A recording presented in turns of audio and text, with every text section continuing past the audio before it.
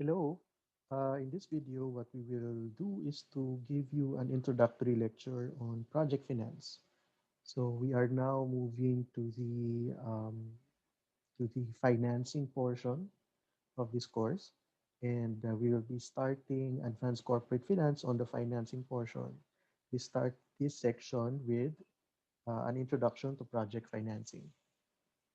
So let's discuss what project financing is all about. So let's have an example here. The example here is a company called Chevron. So Chevron is a gas company. So this is only a hypothetical scenario. So let's assume that Chevron has four plants. No, plant as in planta, plant A, plant B, plant C, and plant D.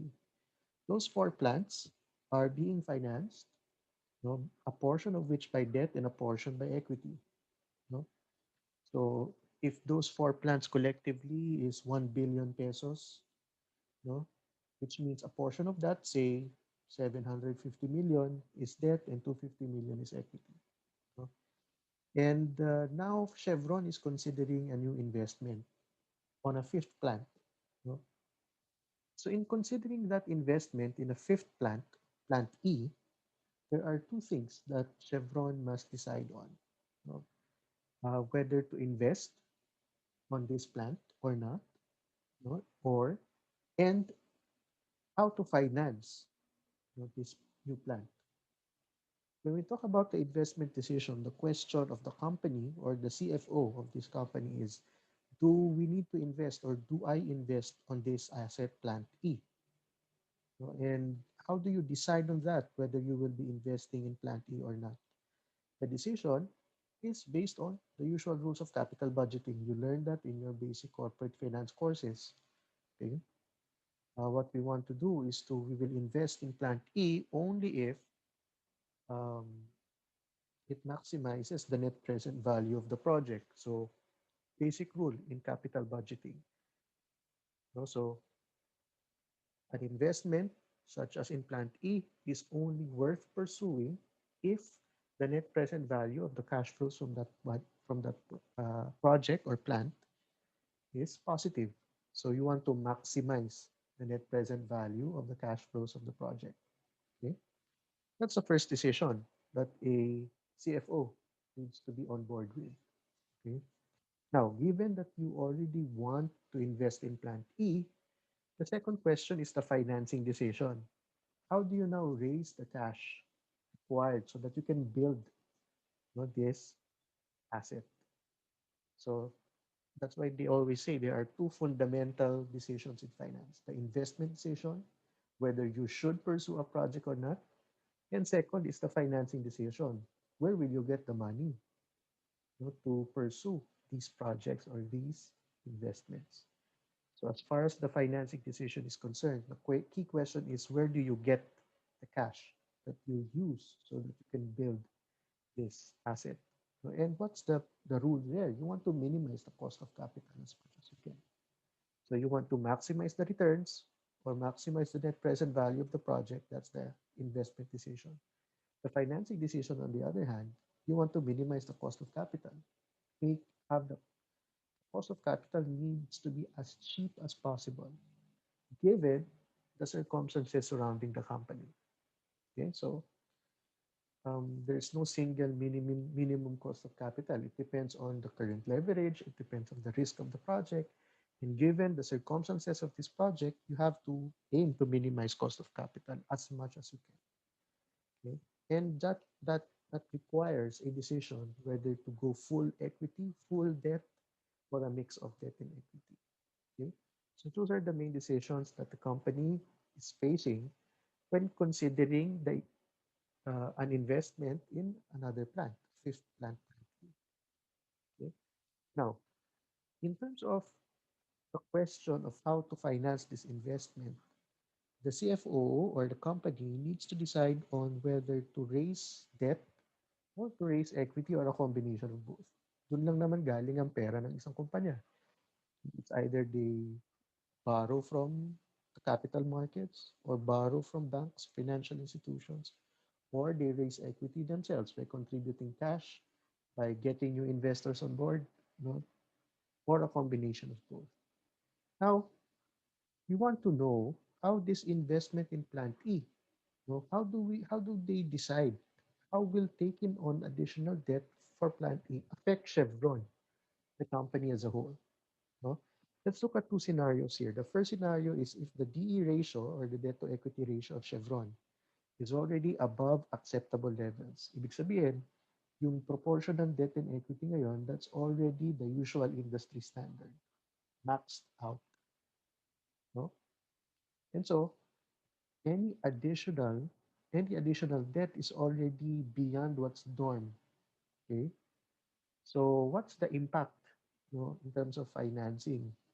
If the debt to equity ratio currently of Chevron is already above the norm or above acceptable levels. Well, number one, new debt may not be available. Definitely, right? There could be no lenders.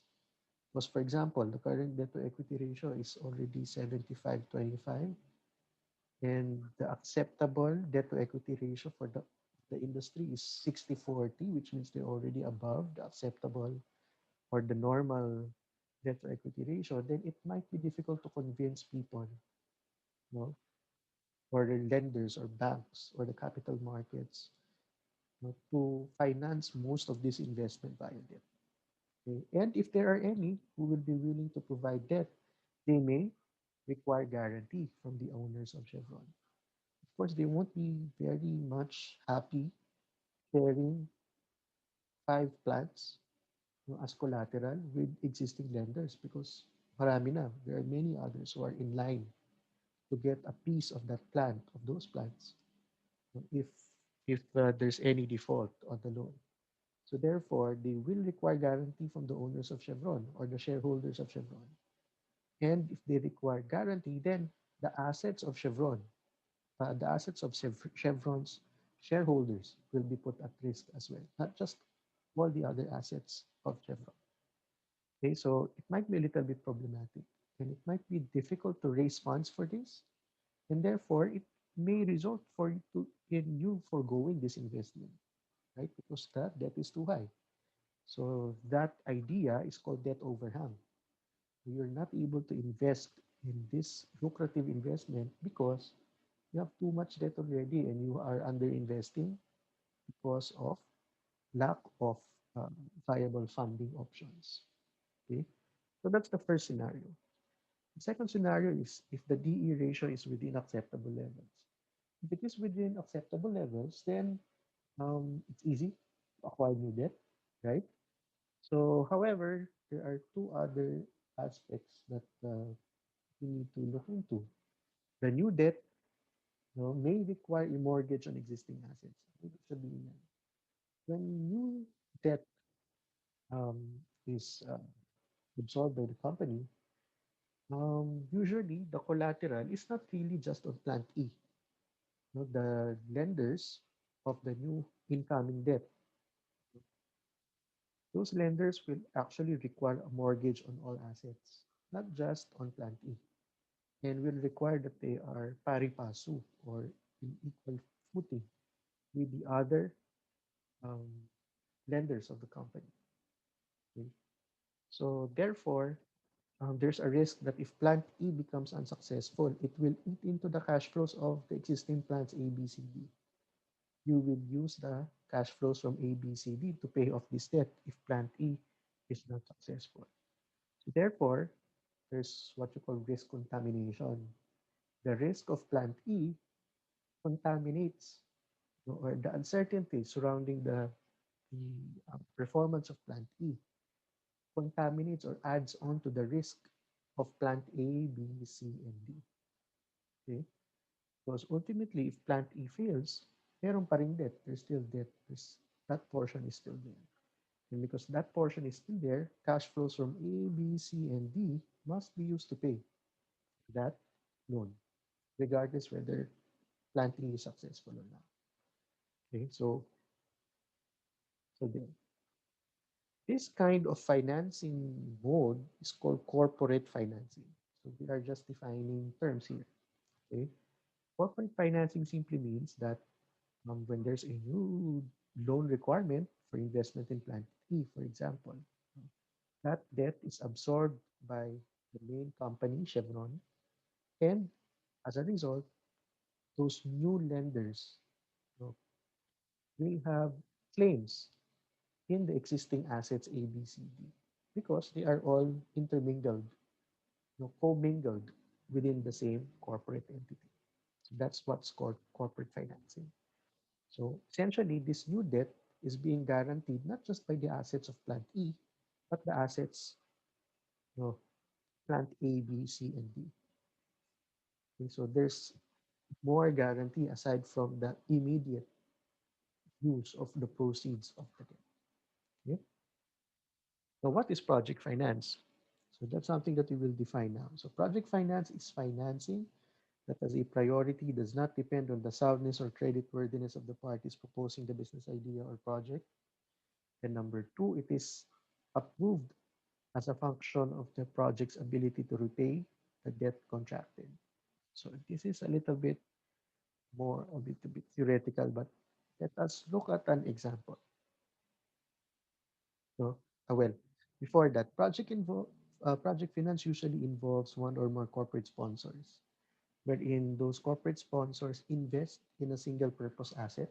So invest in one infrastructure, for example, a gas plant, or a, a rail project. So project finance involves investing, in one single purpose company which houses one asset, okay, or or a project or an industrial asset through a legally independent project company, which is called the special purpose vehicle, and wherein the debt is financed with limited or non-recourse debt. We'll define that in the next slides. Okay.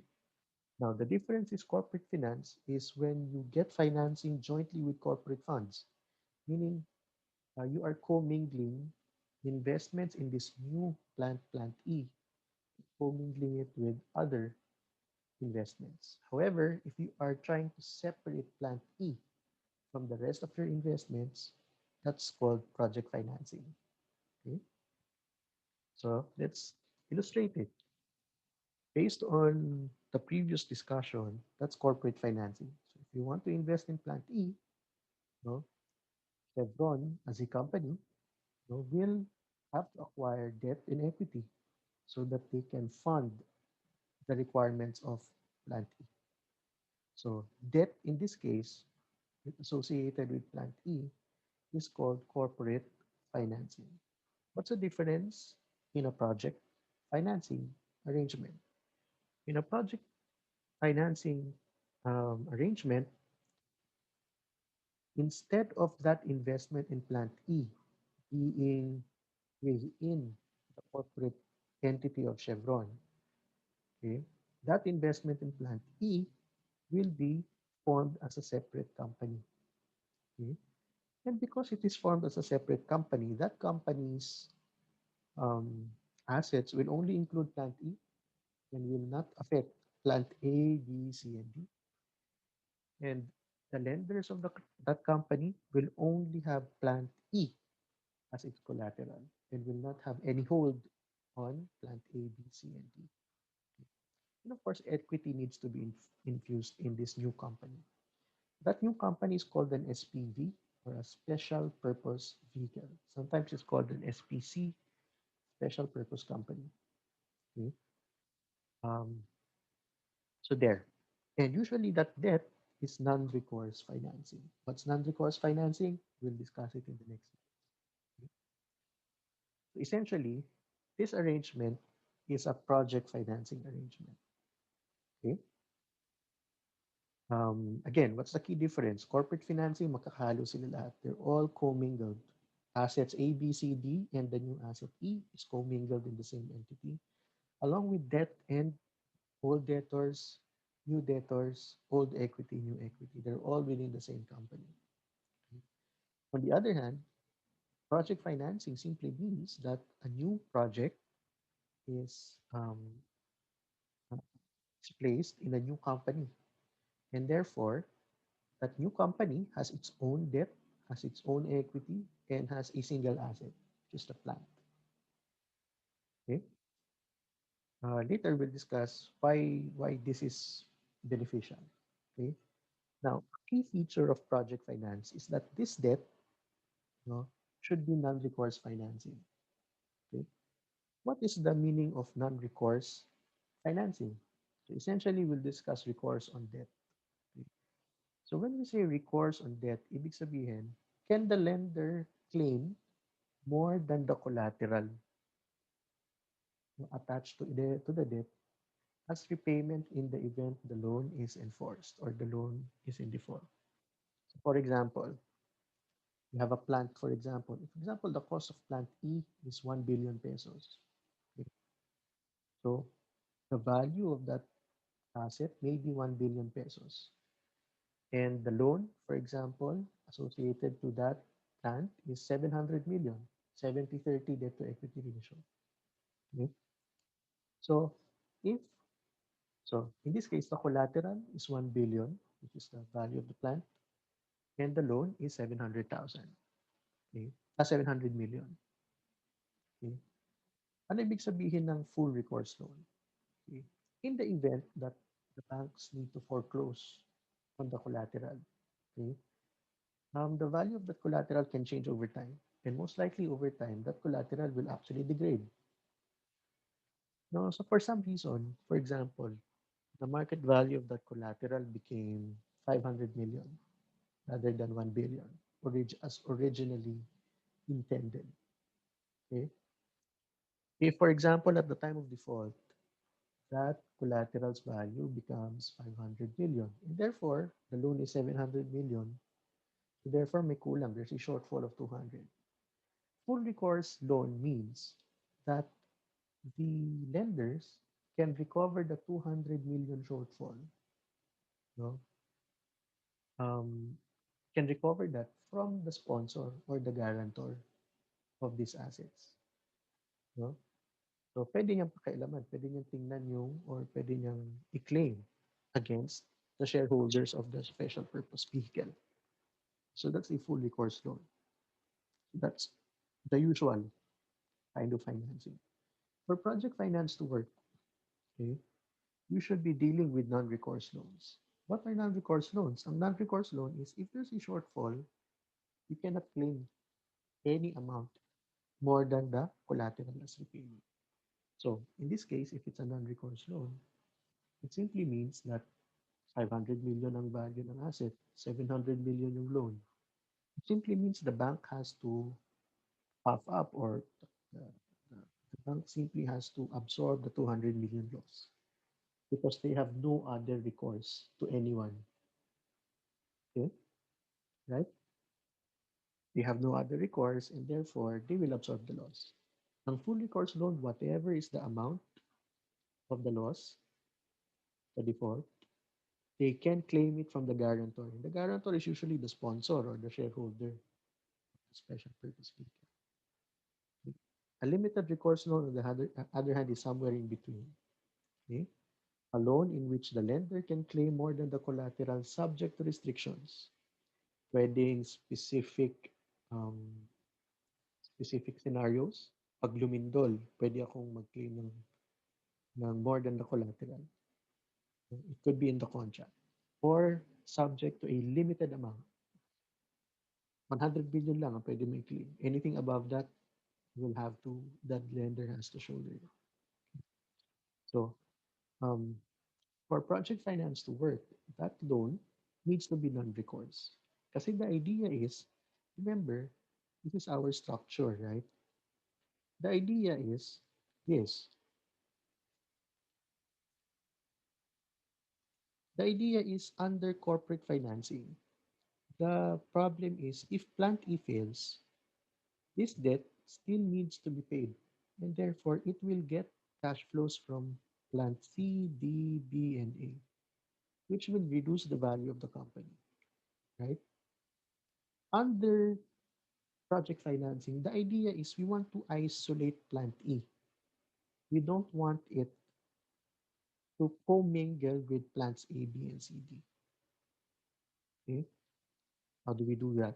So, if this debt is non-recourse, it means that um, its collateral, which is plant E, is the limit of the exposure of Chevron in this plant. Okay, so therefore, if plant E fails and its value is less than debt, okay, it being non-recourse, it means it cannot claim cash flows from ABCD, right? Because it's in a separate company. Unlike here, if they're all within the same company, they can definitely claim on the assets ABCD, right? But since this is a separate company and Chevron technically has no I mean plants ABCD are not within the SPV.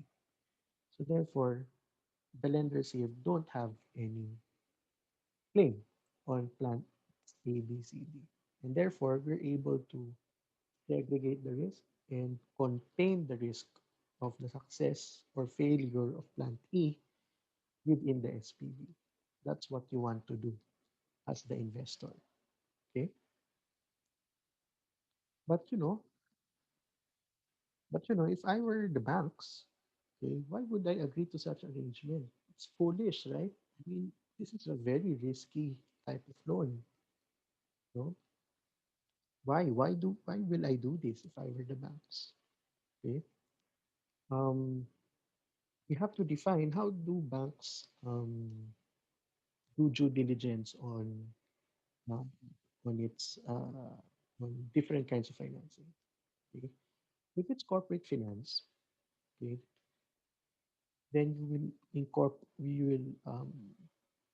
encounter the term five C's of credit.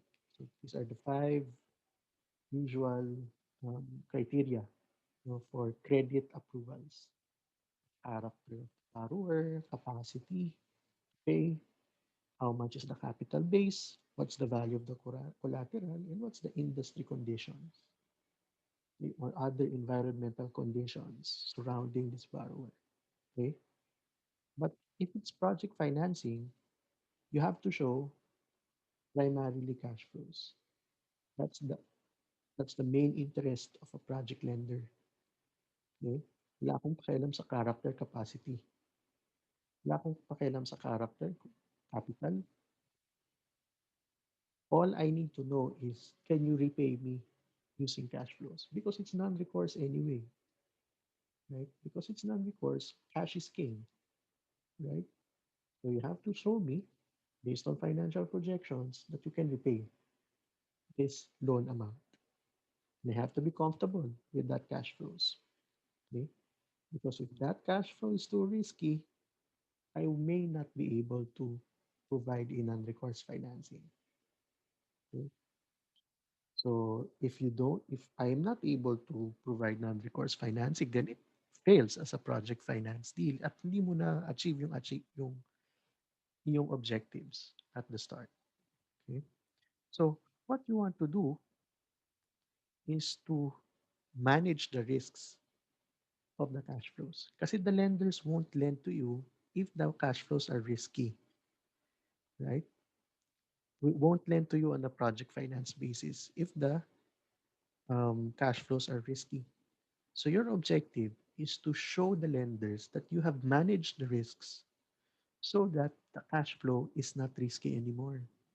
And since the cash flow is not risky anymore, there's a high probability of success, and therefore high probability that this loan will be non-recourse. Okay? So it's all intertwined. The objective of the sponsor is to get loans at hindi siya habulin for any default. No? And the lender should be happy, no, to have its collateral. No? And anything below the collateral, he the lender will have to bear that loss. However, the lenders will not easily just say yes to that. The lenders will expect the sponsor to manage the risks, show him that risks in the cash flows are managed, and therefore variability in the cash flows are also managed. And with that, if the cash flows are stable, it's good for lenders. You can get non-recourse financing. and we're able to get the benefits of project financing. Okay. So therefore, a key component of project finance is to surround the SPV, okay, with a network of contracts or a network of arrangements so that for each of those arrangements, we are de-risking the SPV. Ano ibig sabihin ng de-risking? De-risking simply means that we are removing the risk or transferring the risk of the company to other parties in a web of contractual arrangements. Okay? So a project finance deal can always be viewed as a contractual network which revolves around the SPV. Okay? What's that contractual network? It's a series of contracts or a network of contracts wherein the objective is those contracts are transferring risks from the SPV to a third party. And as you transfer risks from the SPV to the third party, then you are now de-risking the SPV, making its cash flows more stable, and therefore increasing the probability that non-recourse financing would be granted. Okay? So a deal is successful when all the interests of these parties are aligned. Okay? And we will take another session so that we can explain that best. But um, later on, after the second session on project finance, you will see how this web of contractual network all needs to succeed so that the SPV needs to succeed. And lenders will also be happy. Okay. So for example, let's have an example of this network of contracts. No? So let's, for example, let's have a gas plant, for example, natural gas plant. Okay. A natural gas plant usually starts with the government providing rights to the private sector or to sponsors to do a gas plant. Okay? Hindi naman makakapagtayo yun ng gas plant basta-basta. Meron niyang rights. Okay? And the government needs to provide those rights to those sponsors. And usually it's in the form of a concession agreement, in the form of a franchise, no, which embodies rights that the government is providing the private sector to do. Okay. So in this place, in this case, say the concession is for um, the right to operate a gas plant. So they will import natural gas, process natural gas, and after processing natural gas, have electricity as its output. Say, for example, that's a project. To be able to implement that project, this sponsor will infuse equity into a special purpose vehicle. Okay? So, lalagay siya ng pera to the special purpose vehicle. And of course, you cannot build this gas plant with equity alone. He has to work with banks. Okay? The banks will have to provide a loan, and loan plus equity is equal to the project cost of the gas plant. So, and therefore, they have raised the money required so that they can finally build the gas plant. In building that gas plant, what is the first step? The first step is actually to find a contractor, right? Kung magpapagawa ka ng bahay, what you usually do is you will separately hire an architect, right? And then what you will probably do is hire a separate contractor, civil works, or you can actually hire a separate electrician, no, and others. But you can actually do that in one contract. Okay. So you can have one plant contractor, okay, and that plant contractor is engaged through a turnkey construction contract or an EPC contract, engineering procurement construction contract. And that contract means turnkey. Ano ibig sabihin ng turnkey? Siya nang bahala sa lahat, i-on ko na lang. Ito-turn ko na lang yung key gagana na. Right? Yun yung binibili ko sa plant contract. So siya na ang bahala sa arkitekto, siya na ang bahala sa civil, electrical, mechanical, equipment, sourcing of materials. It's up to him. So with that, with a turnkey construction contract or an EPC contract, you're able to pass on some of the risks related to construction to the plant contractor. We'll discuss more of that in the next lesson. No, but the risk sharing between the SPV and the plant contractor is embodied in the turnkey construction contract or the EPC contract. Okay. So through this contract, we are able to share the risks between the SPV and the plant contractor. Okay. Another one is I can also hire an O&M operator. Okay. What's the traditional way of doing business?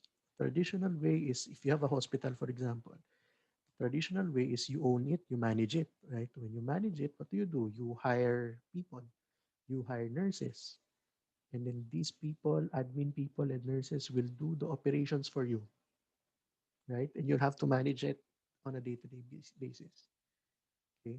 So any risks are absorbed by the SPV in that case. Siya ang nag-hire eh. Siya ang nagmamanage ng day-to-day, right? But one arrangement is actually the SPV. What the SPV can do is to simply hire a hospital management company and let them manage the hospital on my behalf. I can just pay that hospital management company a fixed amount, no, and that is their fixed fee. And so they will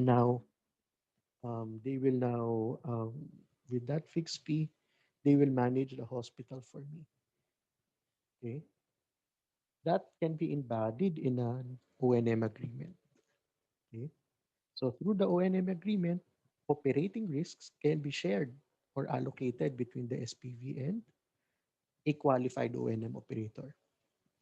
Okay, so I'm just saying it's one way to manage risks or pass on the risks from the SPV to the O&M operator. What are some other agreements? You can have an agreement with your fuel supplier. Okay? In this case, natural gas, di ba? So dapat may supplier ka ng gas. Okay? So you can have a fuel supply agreement between the fuel supplier and the SPV. And that fuel supply agreement can um, embody what risks are allocated to the fuel supplier and what risks are allocated to the SPV. So in this case, anong napapansin ninyo? Nababawasan yung risk ng SPV because some of the risks are being transferred to the O&M operator, the plant contractor, to the fuel supplier through this network of contracts. Okay? If there are any other raw materials, you can have a raw material supply agreement with your raw material supplier. Okay? Or, and also, you can have a purchase agreement. Purchase agreement, pag natapos na yung planta, mag-ooperate na yan, the output is electricity. Someone has to buy the electricity, right? So you can have an off-taker. Off-taker simply means the one who will buy the output from the plant. No? And there could be a purchase agreement for that. Na automatic, bibilihin niya lahat ng output ko. Right? In that case, marami ng risks ang wala sa company. Okay? The idea is, these web of contracts, okay? The idea is this web of contracts, okay? The idea is these contracts remove or allocates the risks out of the SPV. And because the SPV's risks has now been less, banks may be more comfortable to loan, okay, or to lend on a non-recourse basis. Okay. So what we want to do is for the SPV risks to be less, okay, because a risky SPV means the cash flows is risky. And if the cash flows are risky, you will not get non-recourse funding. Okay. Now, what you could do is to allocate the risk through counterparties, through contracts. So, nabawasan ng konti yung risk.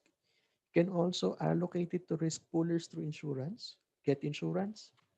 No? So, nabawasan uli yung risk kasi may insurance ka. And then, meron ka na lang SPV residual risks. Okay? What is the cash flow effect?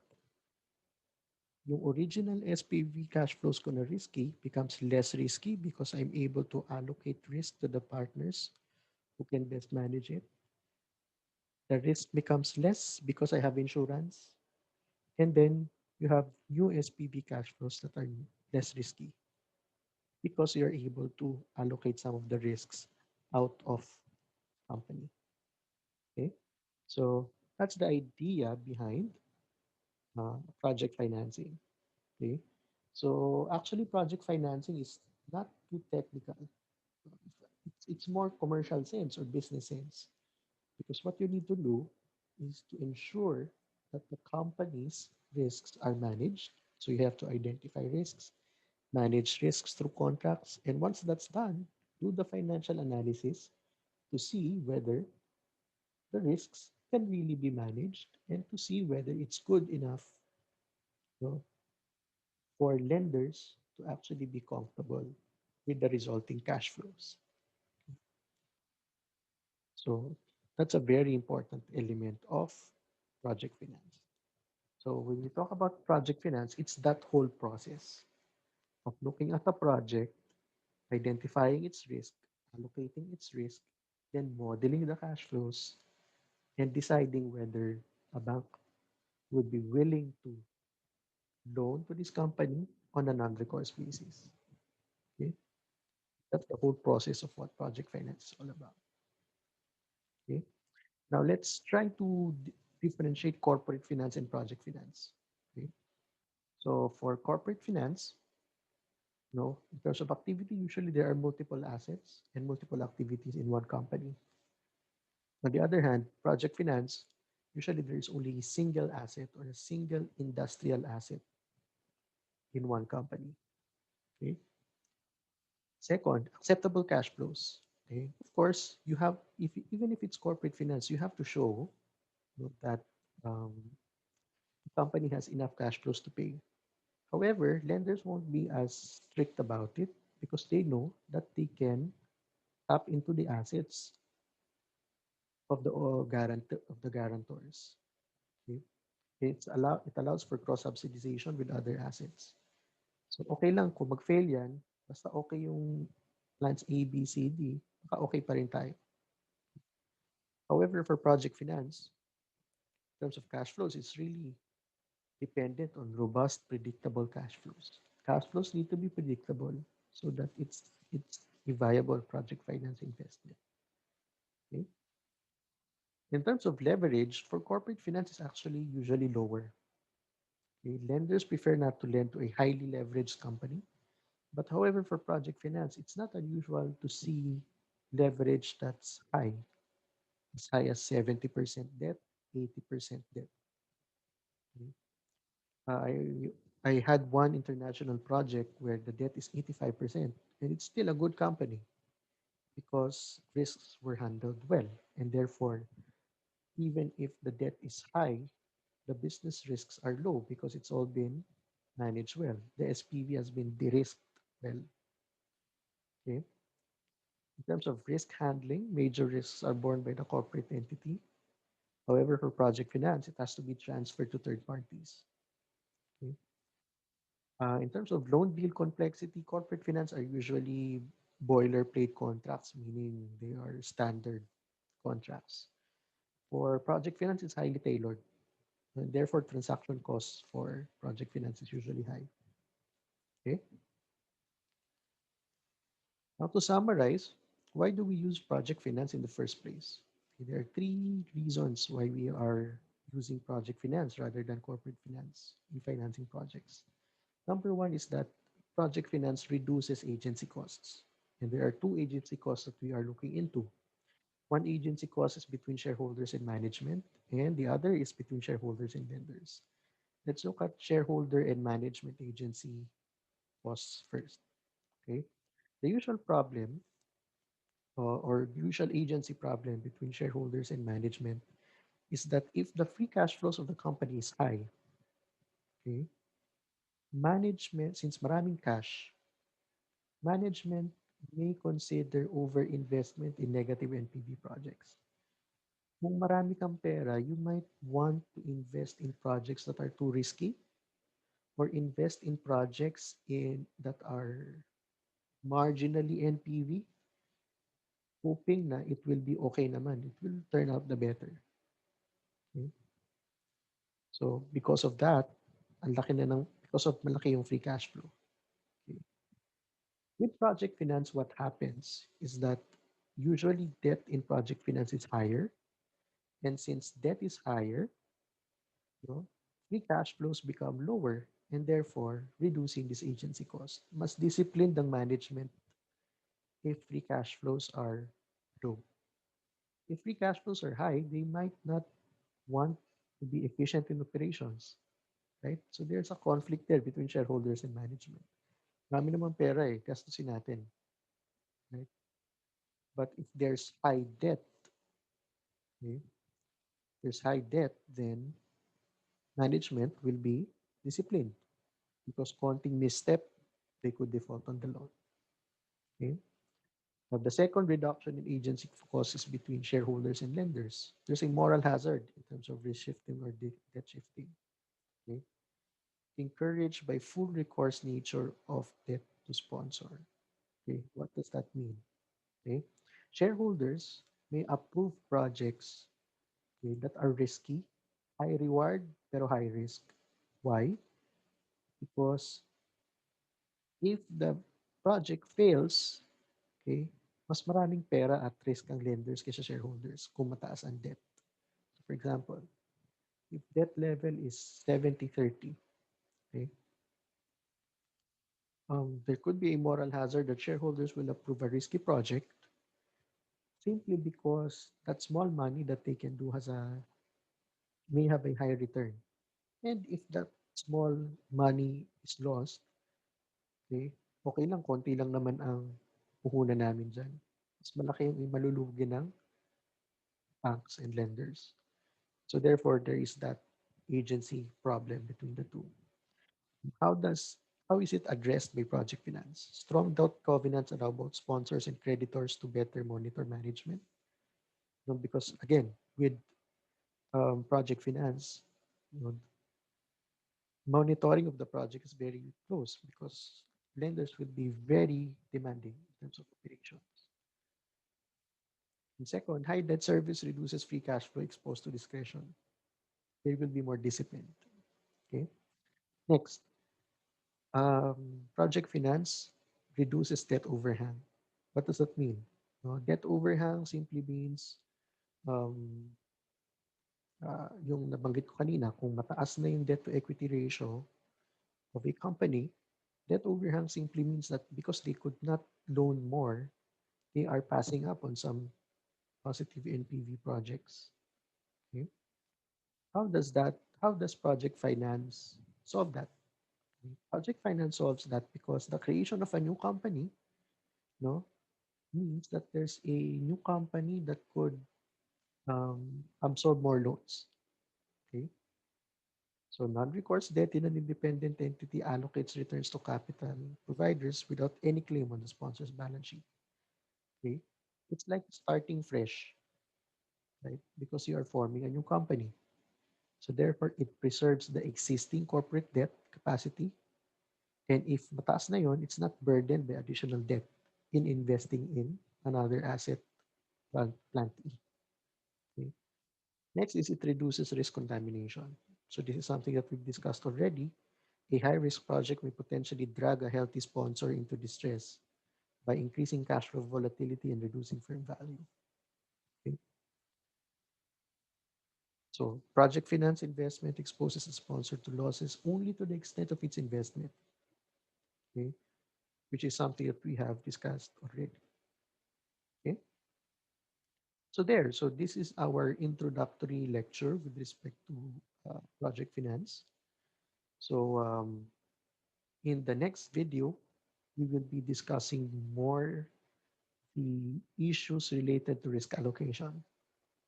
And how this network of contracts manages the risk of the SPV, which allows lenders to be comfortable with non-recourse loans. Thank you and see you in the next video.